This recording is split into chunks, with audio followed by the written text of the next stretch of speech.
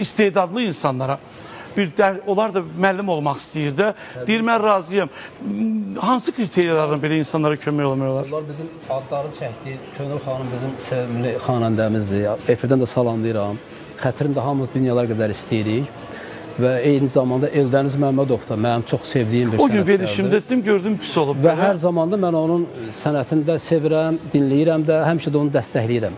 Amma elə şey var ki, dövlətin qanunlarını onu biz yazmırıq. Bilirsiniz, qanun var. Məsələn, bu illər bizdə bir xeyli insan işdən çıxarıldı. Çünki magistratura təhsilləri olmadığına görə bu, Təhsil Nazirliyinin oradan bizə gələn göstərişdir, qanundur. Yəni, biz onu həll eləmirik. Məsələn, təsəvvür et ki... Məsəl üçün, Sevinç xanım deyir ki, mənim magistraturam yox idi. Buyurun. Məsələn, Mənsub müəllimdən məndən yaxın Mənsub müəllimə heç kəs ola bilməz. Yəni, ailəvi, böyük qardaş kimi həmişə. Mənsub müəllim, mənim magistr təhsilim yoxdur. Mənsub müəllim, mən gedib konservatoriyada dərsləyə bilmirəm. O yenə günah mənim özümündür. Yəni, o günah heç kimə. Bir də o bütöv təhsil olmalıdır. Məni başa düşürsünüz? Mən soruşdum Təyyar müəllimə, deyir, bütün ali təhsil olmalıdır. Bütün ali təhsillər lazımdır. Yəni, qanunlar var ki, o qanun... Fəxri adı olanlar fəxri adı olanlara icazə verilir.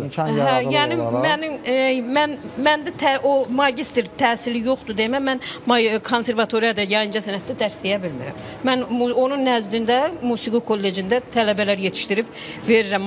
Mənim üçün fəxirdir. Gedirlər, dərs tamamlayırlar. 6 ay liftə eləyib buradadır da. Deyirəm ki, uşaqlıqda mənim yanımdadır o. Özdə bizim magistr oxumuyor. Bizim də konsertmestrimiz illərdir.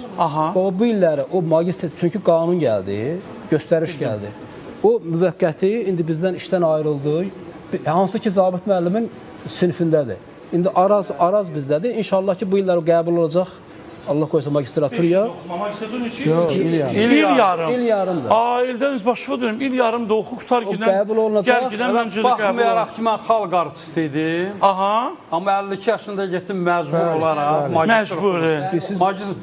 O titulu olanları bəlkə də icazə... Mənə maraqlıdır, sizin dərsdən imtihan alanlar sizin qədər bu muğam bilirdilər. Yoxsa ola biraz ehtiyat edirdilər. Bu boyda kişi gəlib. Tək muğamdan deyil. Orada başqa fənlər də vardı. Elə bir ki, kafedir ya. Neçə dənə cavan müəllimlər gəlib təzə. Mirələyəm, sonra İlkin Əhmədov, İlkin Əhmədov, yəni o bizdən asılı olmayaraq bir məsələdir. Mən Sumanı çox düzgün qeyd edirəm.